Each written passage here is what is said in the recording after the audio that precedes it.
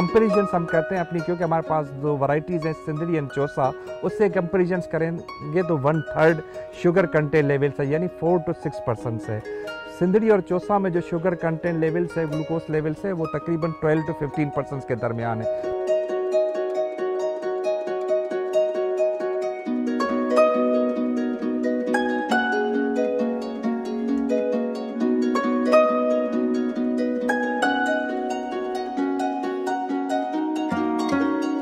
एक दिन का नहीं है, इट टेक्स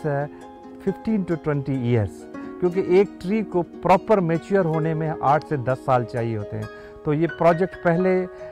जो था वो एक्सपेरिमेंटल बेसिस पे था 8-10 साल, उसके बाद फिर हमें 8-10 साल लगे इसको और जो है ना एक्सपेंड करने में, ताकि हमारे पास ह्यूज क्वांटिटी में ये मैंगोज़ जो है ना वो अवेलेबल हो। इसके अलावा ये लेट वैरायटीज़ है, ये मेच्योरी हमारे पास जो सिंध में जुलाई में होती है और हमारे पास जो एंड होती है अगस्त के फर्स्ट वीक तक, हमारे पास ये डिफरेंट वैरायटीज़ जो है ये ख़ास तौर पर वैरायटी अवेलेबल होती है, जबकि पूरी सिंध में जो मैंगोज़ हैं वो ख़त्म हो चुके होते हैं। और दूसरी इसमें ख़ास जो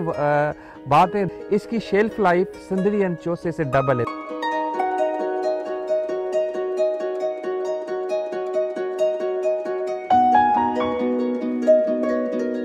ये शुगर कंटेंट लेवल्स जब सर्टिफिकेशंस के बाद इस वक्त इसमें आई, तकरीबन अराउंड 4 to 6% के दरमियान शुगर कंटेंट लेवल्स आई, और इस वक्त हम तकरीबन मोर देन 200 kg,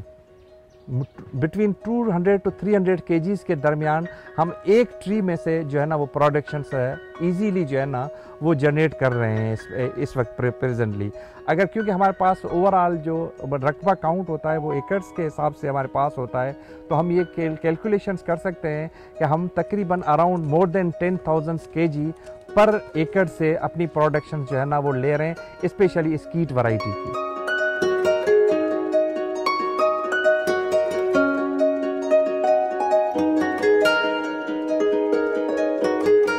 कुछ लोग जो है ना पंजाब में भी यहाँ से मेरे पास कलम लेके गए, मगर ज़्यादातर जो इस वक्त सिंध में हमारे पास जो है वो ज़्यादा जो चीज़ें कर रही हैं, क्योंकि पंजाब की जो में थोड़ा सा डिसएडवांटेज ये है कि जो मुल्तान और जो दूसरी एरियाज़ हैं उनमें मौसम जो है वो थोड़ा ड्राई होता है, तो इसको जो मौसम हमारे पास चाहिए वो चाहिए थोड़ा मॉइस्चर वाला, जिसकी वजह से यहाँ पर इसका सक्सेस रेशो ज़्यादा है कंपेरेटिवली जो पंजाब का जो है एवरेज है, उससे सक्सेस रेशो यहाँ पे ज़्यादा आ रहा है। इसका कोशिश करते हैं कि नेचुरल जो चीज़ों को अडॉप्ट करें और नेचुरल एटमॉस्फेयर उनको प्रोवाइड करें, जिस बेसिस पर आप देख रहे हैं कि हमारी प्रोडक्शन अल्हम्दुलिल्लाह ठीक ठाक आ रही है। अच्छा, इसमें और भी काफ़ी गुंजाइश मौजूद है, अगर हम इसको और साइंटिफिकली और चीज़ें करने चाहें तो ये प्रोडक्शंस हम इससे ज़्यादा भी कर सकते हैं।